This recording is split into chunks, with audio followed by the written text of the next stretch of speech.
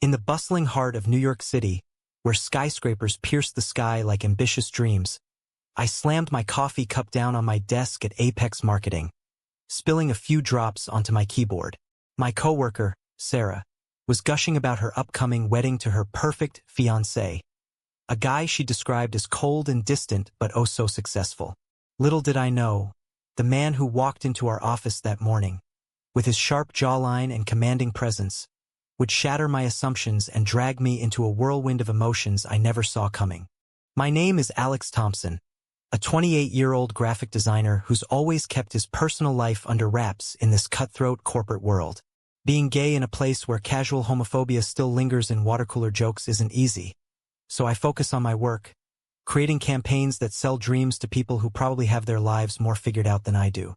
Sarah, my desk neighbor, is the opposite, bubbly, straight as an arrow, and perpetually planning her fairy tale wedding.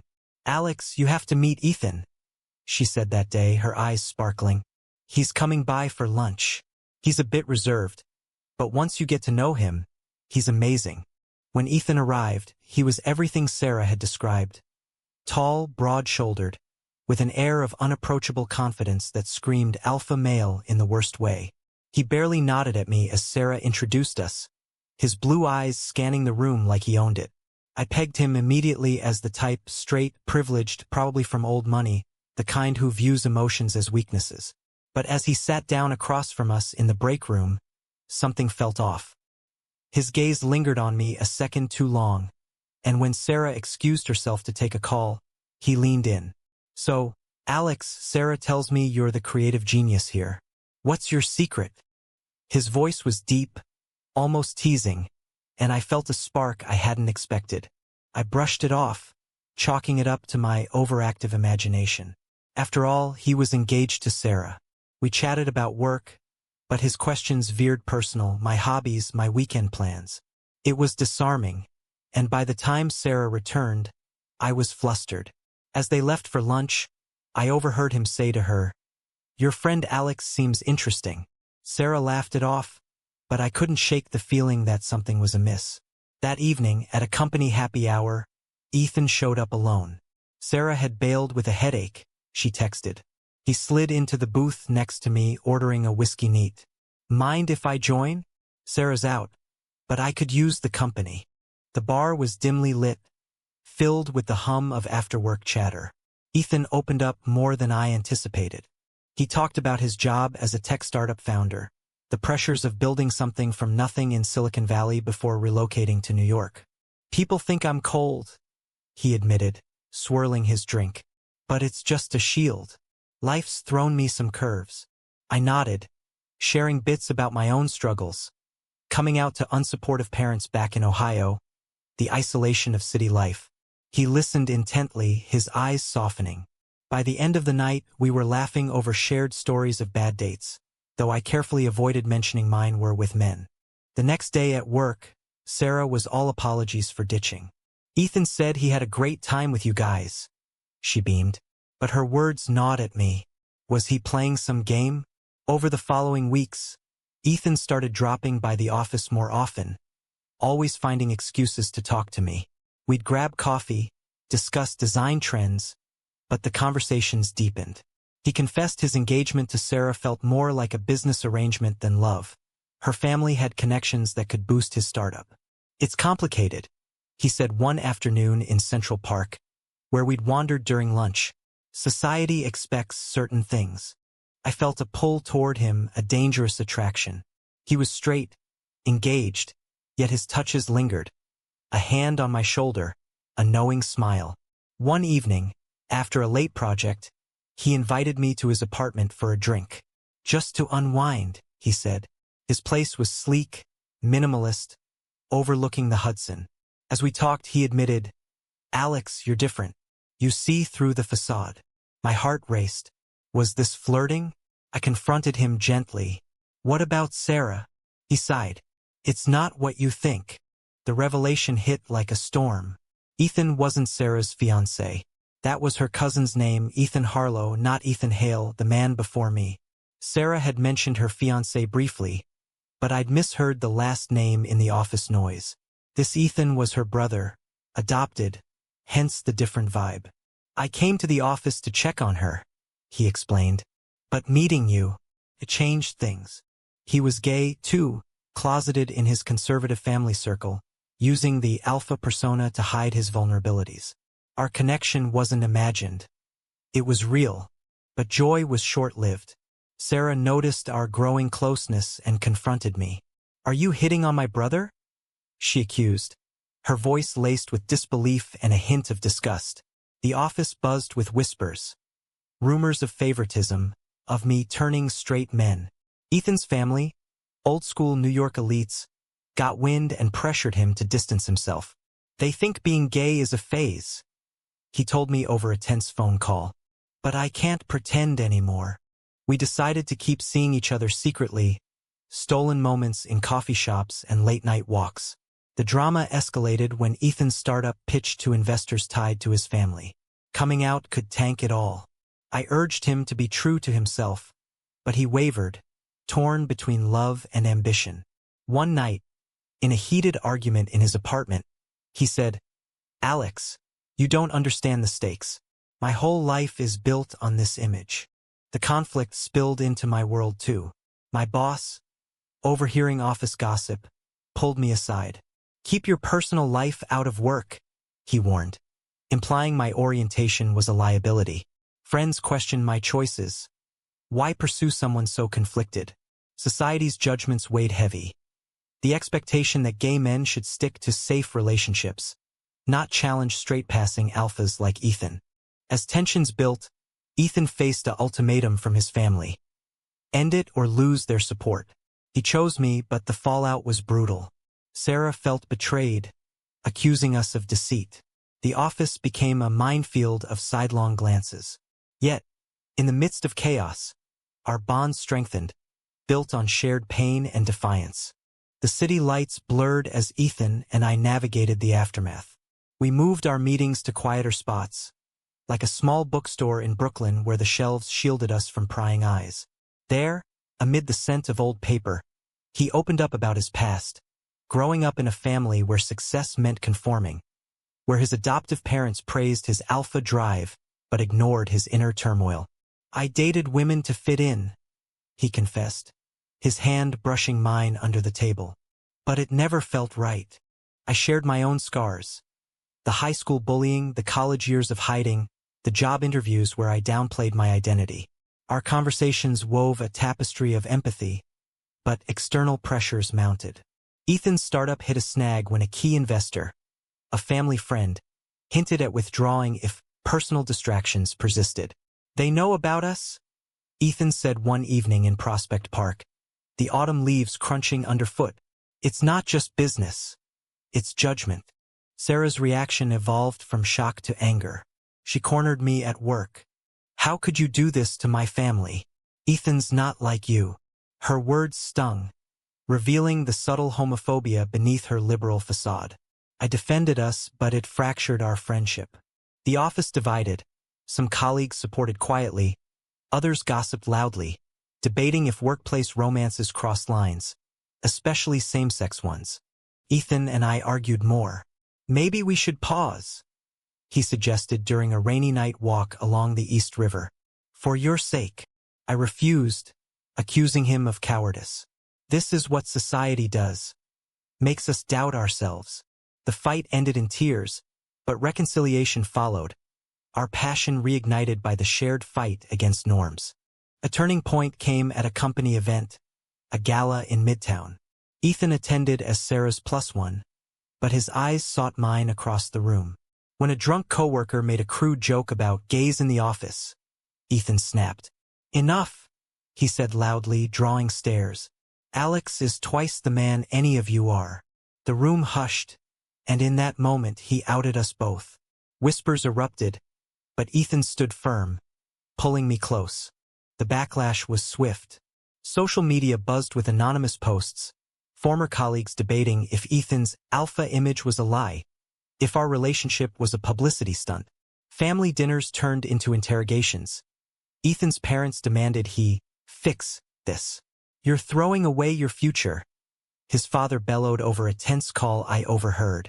Yet, amidst the storm, allies emerged. A few co-workers organized a support group, challenging the company's outdated policies. Ethan's startup team rallied, valuing his leadership over his orientation. We attended our first Pride event together, hand in hand, the vibrant crowds a stark contrast to our hidden beginnings. But doubts crept in. Was our love worth the wreckage? Ethan lost a major deal, blaming the distraction. I faced microaggressions at work. Assignments shifted, promotions delayed. Friends warned me, he's still figuring himself out. Don't get hurt. One weekend, we escaped to the Hamptons, borrowing a friend's beach house. The ocean waves mirrored our turbulent emotions. I love you, Alex, Ethan said under the stars. But is this fair to you? We debated society's role, how it pits personal happiness against professional success, how coming out remains a battle in supposedly progressive America. Returning to the city, reality hit harder. Sarah apologized tearfully, admitting her fears stemmed from family pressures. I want you both happy, she said. But Ethan's family cut ties, leaving him financially strained. His alpha facade cracked, revealing vulnerabilities that drew us closer. As winter set in, the conflicts peaked. An investor meeting went south when rumors surfaced online. Ethan confronted his past, therapy sessions uncovering suppressed traumas. I supported him, but the strain tested us. Are we fighting for us or against the world? I asked during a late-night talk in our now-shared apartment. The answer came in small victories. A successful pitch to inclusive investors, my promotion despite the gossip. Our story sparked debates in online forums. Was it ethical to date a friend's sibling? Did societal expectations excuse closeted behavior? The new year brought fresh storms. Ethan's startup teetered on collapse after his family's withdrawal of support. They were my safety net, he admitted over breakfast in our cozy Greenwich Village apartment, the one we'd rented together in defiance. I worked extra hours to help, but resentment brewed. Why didn't you fight them sooner? I snapped one morning, the words escaping before I could stop them. He looked wounded. You think it's easy? I've built my life around their approval. The argument escalated, touching on deeper issues. My impatience with his caution, his frustration with my idealism. We stormed out separately, me to a coffee shop, him to the gym. Hours later, texts reconciled us. But the rift lingered. Society's microscope intensified. A local blog picked up our story, anonymously, of course, labeling Ethan as the fallen alpha who traded power for passion. Comments debated. Was he truly gay? Or experimenting?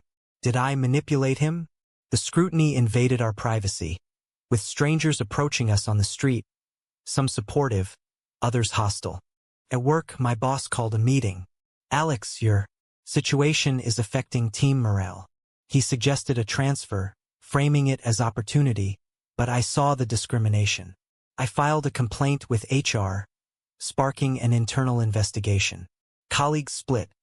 Progressives cheered. Conservatives grumbled about special treatment. Ethan's world crumbled further when Sarah, trying to mediate, hosted a family intervention. We arrived at her brownstone, tense. His parents were there, faces stern. This phase ends now, his mother said. Think of your legacy. Ethan exploded. My legacy is being honest. He stormed out, me following. That night, in a dingy bar, he broke down. I can't lose you, but I can't lose them either. The drama drew in friends. My best friend, Mark, a fellow gay man, warned, he's got baggage. Don't let his alpha charm blind you. Mark's own experiences with closeted partners made him cynical. We debated over brunch. Is love worth family estrangement? The conversation turned heated, mirroring broader societal divides on queer acceptance. A breakthrough came via an unexpected ally, Ethan's younger cousin, openly queer, who reached out. Uncle's old school, but change is possible, she said. She organized a low-key gathering, where tentative bridges formed. Ethan's father admitted discomfort but promised to try. It wasn't perfect, but it eased the pressure. Professionally, Ethan pivoted his startup toward LGBTQ plus inclusive tech, attracting new investors. The shift sparked controversy. Critics called it opportunistic, supporters hailed it innovative.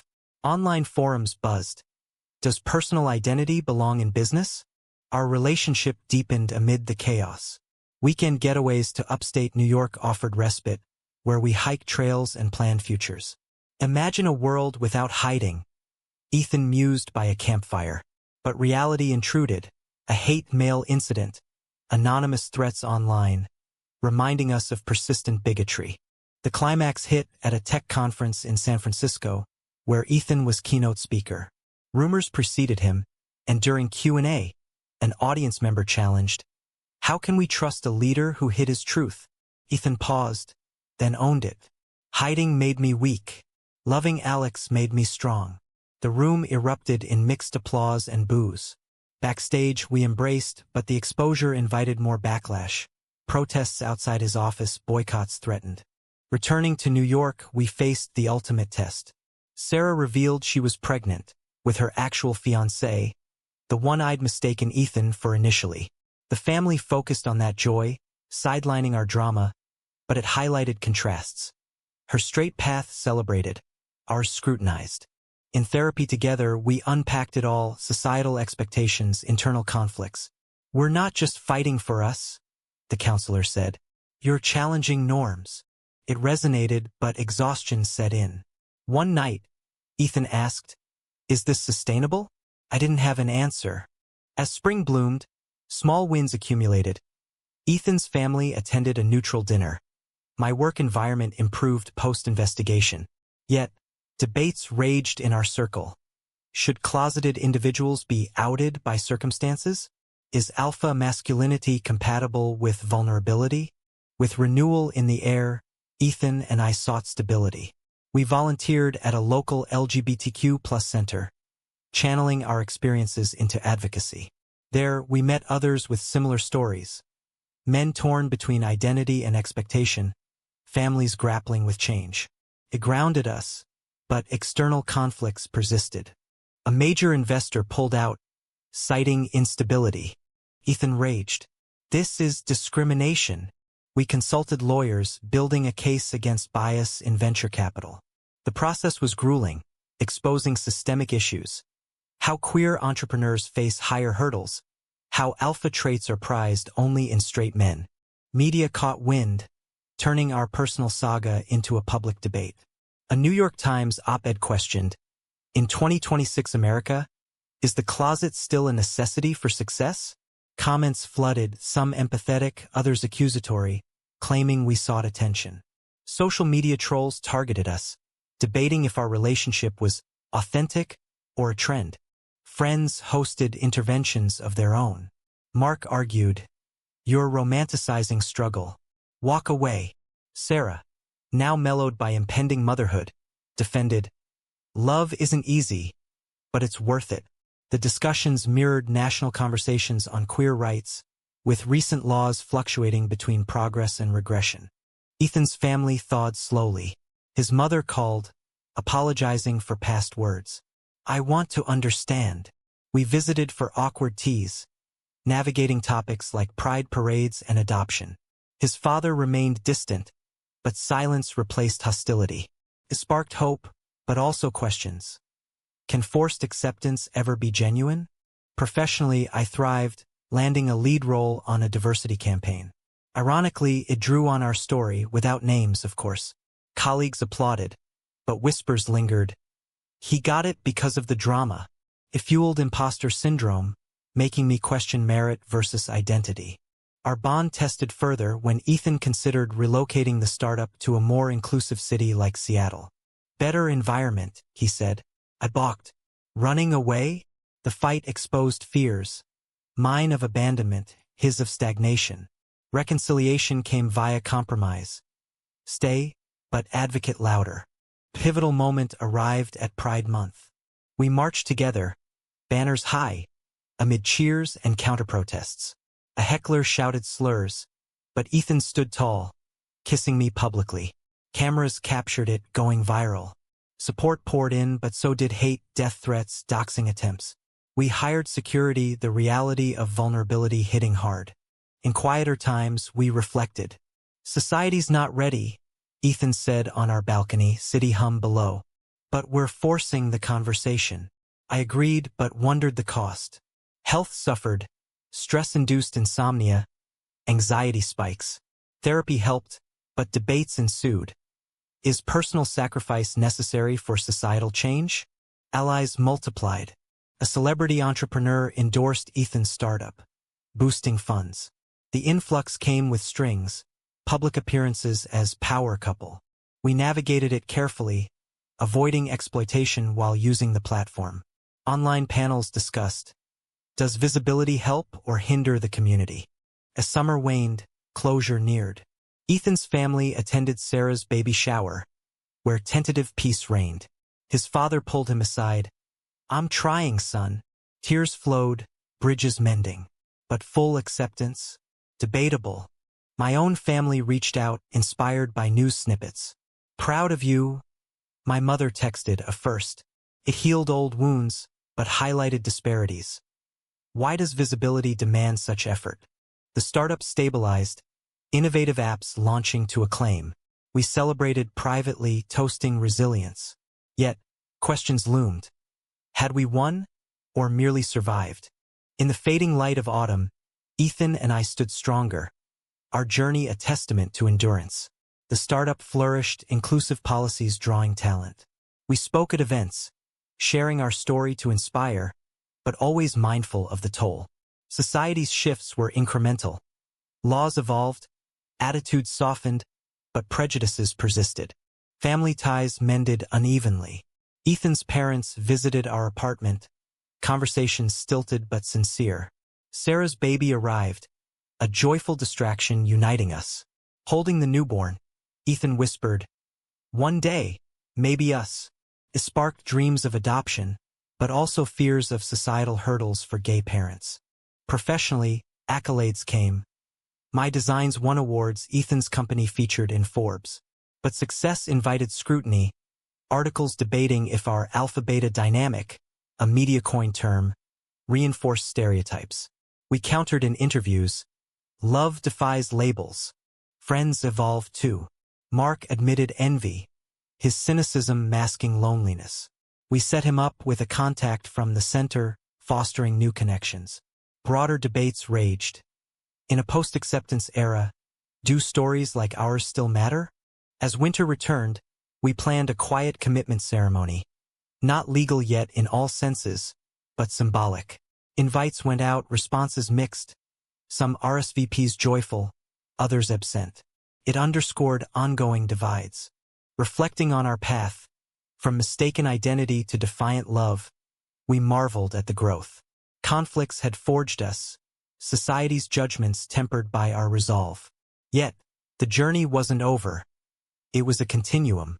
In the end, as we exchanged vows in a small chapel overlooking the city, surrounded by those who mattered, peace settled. But one question lingered, sparking endless discussion among friends, family, and even strangers online. Is it true that true love must always conquer societal barriers, or can those barriers sometimes be too insurmountable to overcome?